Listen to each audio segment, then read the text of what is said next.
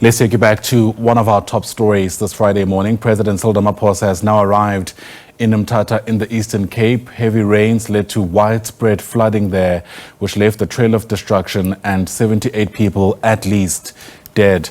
Cooperative Governance Minister Velenkosini Hlabisa and Eastern Cape Premier Mabuyane are accompanying the president. They're expected to interact with the affected communities in places like Dicoligny and Slovo Park, as well as the Jumba Senior Secondary School. That's where that scholar transport vehicle that was swept away was headed. Watching the story for us, at least a leg of it, is our reporter Abongile Yankees, who joins us now live. And Abongile, you have arrived at a particular site. Help us place where you are and what's likely to happen next. Well, Ayanda, we have arrived at the Mthatha airport, where the first meeting will happen between the provincial government led by Mabuyane with the presidency. And then that will be a closed session. We are just waiting for the president to make his way to the airport, and then that meeting will commence.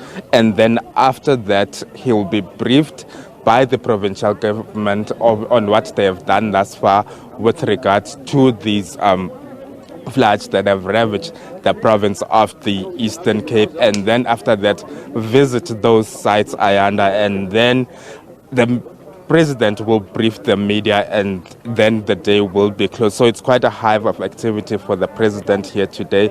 And really, he'll be visiting those areas, that bridge where the learners were swept away of Jumba Primary School, and he is also expected to visit the school to pay homage to those learners who lost their fellow learners there at that particular school. And with us, there are a number of people. We see premiers, we see the premier, we see mayors of the district. And if we could bring in the premier so far, Mabuyane, just to have a word or two, sir.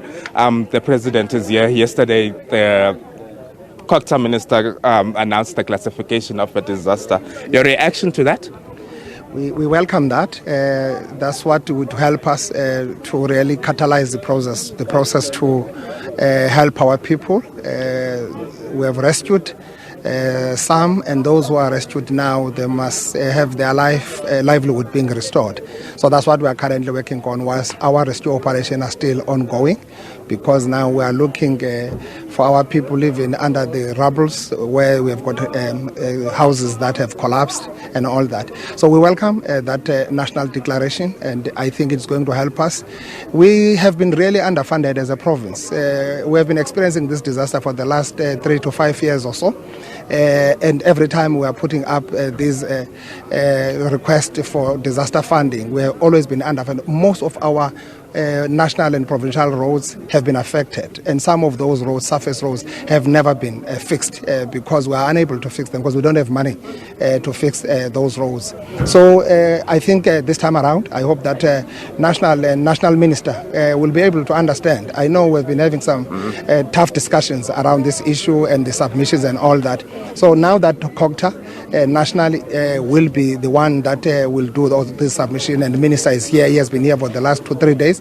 It's a quite commendable collaboration, and I'm quite happy with that. When can we expect the provincial government to consolidate that report for the classification, so that we know exactly how much needs to be invested into the province, so that money can be plowed and it being spent on its accuracy and those who are in need? When is that consolidated report expected? I do understand that the assessment are still continue on the ground, but turnaround times, Premier, because the situation is dire on the ground.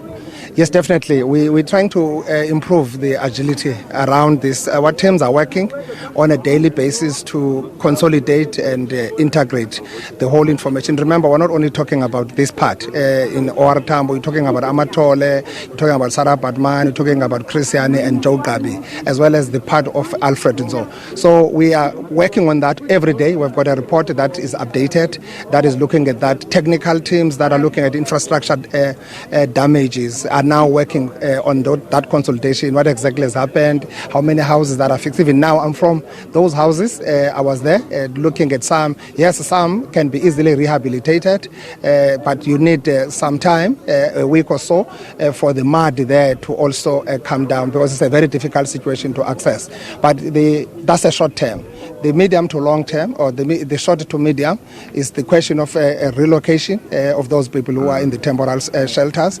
And then the medium to long term is how are you dealing with the issue of those who are building below the flood lines, which is a very critical question. You can't allow it to happen again, as we don't know when the disaster will hit.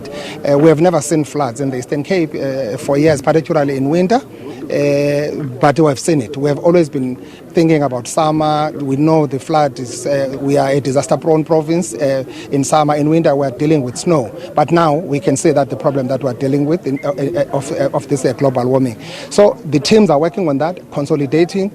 I can tell you even later today we'll have an update, and we are looking at that. Council is also processing its own information. We are going to be meeting very soon as EXCO to appreciate all that. But now we are still with operation. We don't want to do things in piecemeal. When we are done with operations, the rescue operation, this is then we'll be able to know, because we don't want to leave anyone outside. We've got to get every detail, every fact there. So we have just chose to be a little bit pedantic on this so that we make sure that we get correct information.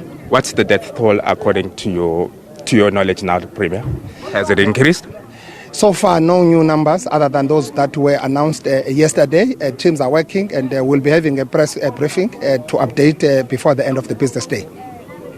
Thank you so much, sir. Okay. Well, Ayana, that was the Premier of the Eastern Cape. As you can see, they are making their way inside the area where the meeting will be held. We haven't caught sight of the president yet, but he is expected to be here. If I can go to the Gift of the Givers founder, Dr. Ilmshaz Suleiman, and we can engage him on this. I understand he's still on a call, but he'll be speaking to us. Sir, thanks a lot for your time. And you are here in the Eastern Cape. According to your own analysis, how's the situation like? It's a total crisis. I mean, if Mthatha is without water, Butterworth is without water, hospitals are not functioning, the roads are gone, you have a major infrastructure problem that's affecting thousands of people. Right now, speaking to Dr. Roland Wagner, HOD of Health in Eastern Cape, Mthatha Hospital needs to refill the reservoirs. I've got 2 water tankers coming from the Great Kai to fill the water tanker. But whilst that's happening, the patients need water, and the staff needs water. So we've ordered 30 pallets of bottled water to give towards the hospital. And then, of course, the main generator that makes the hospital functional, which means theatre, ICU, NICU, elective surgery, is not possible. So we're right now sourcing a 1200 kV generator that will power the entire hospital. So we're hoping we get that sometime today. So that's a definitive, decisive intervention in terms of water, generator, and supporting the patients. And Butterworth? Also, there's Butterworth Hospital was without water. Our teams were there yesterday. It's closer there from East London to free-filled water from in our water tankers. So we've got a team there also. But if anybody is watching this interview, I need to know, does anybody in Mthatha that can make boreholes available to us? Then I don't have to send my water tankers all the way back to Great Kai and come back this way. If there's people that's available with boreholes, we can fill it here whilst we're waiting for the water tankers to get sorted out. Of course, the most important thing is to supply water to the area, which is a government responsibility. I think 9 pumps are blown. The reservoir, the water tank, the water reservoir, the treatment plant is affected, and the infrastructure. That has to be sorted out very urgently. If there's any way we can help in that, and it's possible, we wouldn't mind getting involved in that area. The other big challenge is that the number of people needing help is growing, not those only in the hall. Because there's no water and there's no electricity, people from their homes are coming to the halls to eat. We don't turn anybody away. So though we're providing 2,000 hot meals every day, both in Butterworth and Mthatha, we have to increase the amount. We've given instructions for that already. We just bought another 1,000 blankets right now in Mthatha. We're delivering blankets in Butterworth. We're providing mattresses, hygiene packs, sanitary pads, diapers. There's an outbreak of diarrhea, probably from infected water. We have to look at dealing with that. And of course, warm clothes wherever we can give it. So those are the most important interventions. But of course, the one that's heartbreaking is the fact that so many people have lost their lives. This is probably the biggest flood crisis that Eastern Cape has ever had in many years. So we brought in a water search and recovery. I'm using the word recovery because we're not going to find anybody alive. It's going to be a miracle. So we brought in a team yesterday. They found 6 adults and 2 kids, unfortunately deceased. A second team is on its way at 4 o'clock this afternoon.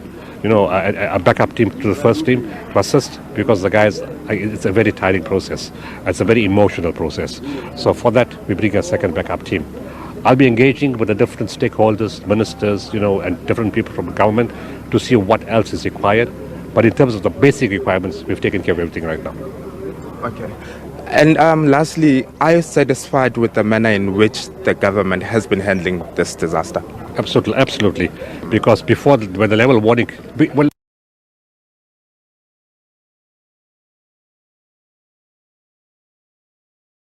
whatever it is, the provincial disaster management, the Premier, the MEC, Prop Kochta, and other departments call us. We get onto a pre-disaster mode, meaning that we start having virtual discussions. Our teams are on standby. We know what they do, they know what we do. They go in first to sort out and take the people out from the water or from the fire, whatever that may be, and move them to the halls. We back them up in that process. So we've had a very good relationship. They tried their best to be, look, you can't control weather patterns. It's not possible. You can have early warning systems, they don't work. Let's make that clear. You tell 1,000 people, move from your house, floods are coming. I like to see one person moves out of their house. It's never going to happen, because people don't move out of their homes. So it doesn't work. What has to happen is a speed of response after the disaster happens. Thank you so much for your time, sir. And that was Dr. Mthatha Suleiman, the founder of the Gift of the Givers, who is briefly telling us what they've been doing since the inception of these floods that have rocked the Eastern Cape. Let's now cross to our reporter, Nkululeko Nyembezi, who's also in the area where these floods have hit. Thank you so much, Abongile. Yes, we are now at the scene where a taxi which was ferrying learners from the village, from the learners from Mthatha West areas, your Joslovo, your Krisani, your Mandela, those learners were coming from these villages. Now, this is a bridge where really the incident occurred, or the scores of them just lost their lives here, including adults that were part and parcel of that taxi. You can see right now, these are debris that really is left behind as an evidence of what was actually happening. This will be a first stop of the president and his entourage that will be visiting this morning. When they are finished at the Mthatha airport, they will come here and just assess the situation, assess this bridge, because most of lives really perished simply because of this river. It was overflowing towards the Mthatha Dam or Mthatha River, where also again most of the people really lost their lives. And then we've seen a number of houses really submerged. We just visited one of the Mthatha, which has been set up for those people that are now destitute, who are homeless. When we arrived there, they were receiving food, blankets, mattresses, because some of them really were really struggling to go ahead with their day-to-day life. We interviewed some of them. One lady there who lost her mother, and then 3 kids, the young boy. She was really crying because she couldn't really take it, because she was telling us that she's working in Limpopo. Then when she arrived in Mthatha, she was told that the whole family swallowed by the floods here in Mthatha. She couldn't speak to us, simply because just sobbing. But the minister of health, Dr. Aaron Mutsoledi, also visited this hall. Then she was giving of condolences to the family members, and also advising them that really they will get all the the necessary support that they need. And also the premier we saw the premier of the Eastern Cape visiting the center, also telling us that they are there to make sure that people really they see their leaders when they need them the most, because they will be supporting in every respect. You remember that there are hundreds and hundreds of people. I'm talking about women, children, elderly people that have been housed in that particular hall. Then we don't know how long it will take, but we hope maybe the president, the premier, the MSCs, ministers that are responsible for these kinds of situations will come up with a solution as to how are they going to maybe rescue these people, because some of them that we spoke to, they were saying that they don't know how to really continue with their lives, because their houses have been really washed away, and some of them saying that their houses are collapsed, vehicles washed away, and all this. So it's just a very, very, very dire situation for the community of Mthatha West here in Mthatha in the Eastern Cape. So we hope maybe when they are finished there, they will come here in this scene, assess the situation, and proceed to that. To what we're told that he will be heading to Jumba Senior Secondary School, Hlabisa, not far away from here, I think plus minus 15 kilometers away from where we are right now. And then after that, he will go straight, he will come here to this place where we are right now. And then after that, he will go to the community hall and try to address and bring hope to the people that seem to be helpless and hopeless as we were speaking to them. So the situation is like, we don't know maybe if really the assistance that they will be getting from the government will be faster than before, because you'll remember that the president is coming to the Eastern Cape not for the first time. He was here in 2020, in fact 2024 in PE, where there was this such situation. Then in 2023 again, he was in Port St. John's, still here in the Ora Tambo region. There was a similar situation. Then millions of rands were injected, and then people were saying they are hoping that this time around maybe see their lives improving. They will see their accommodation, housing being provided to them after maybe the government has injected a large amount of funds, unlike before, they say. So we'll keep an eye and see what is actually going on and what the president is saying to the people that really need the government so much. So for now, we will keep watching that situation. Back to you at studio. Before we let you go, I just want to help our viewers place once again the visuals we're taking in from where you're at Dicoligny. If I understood you correctly, you're saying this is the bridge upon which that 22-seater Scholar transport vehicle was traveling at the time of it being swept away, presumably by strong currents. I mean, if that's the case, it's remarkable that that bridge is still being used as of this morning, even though we really have no sense of its structural integrity, for example.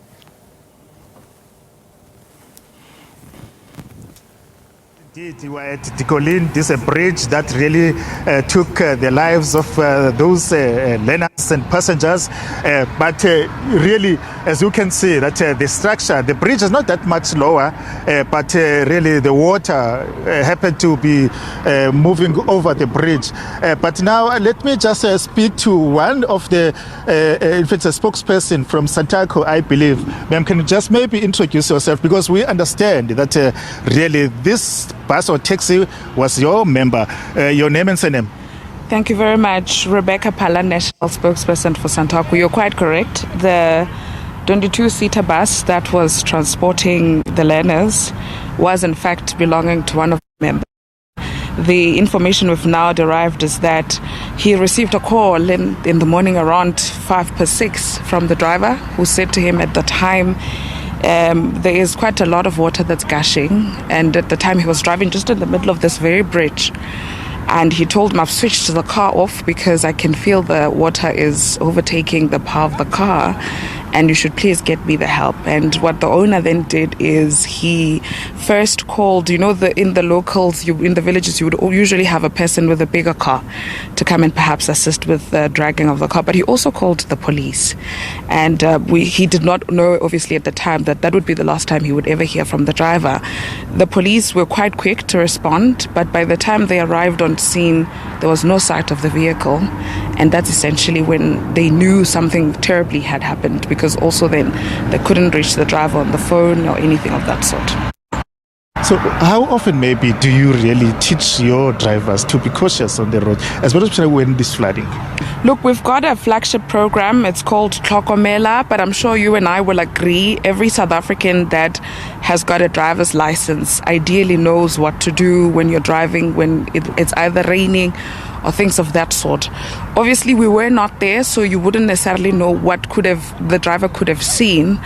Because when we even asked some of the locals, well, what did it look like? They said it was raining heavily. But I mean, remember, you see there's quite a lot of trees. So you would imagine perhaps as he was driving, again, it's a bridge. You're always thinking the water's probably majority of it underneath. So he must have thought, like any other day when it was raining, that he would be able to pass by. But I mean, this is all of us just speculating to try and make sense of what could have happened. But we do always encourage them to be cautious on the roads and, to be as careful as possible. But I guess you can never really know when a day of a disaster like this could happen or that it could come by.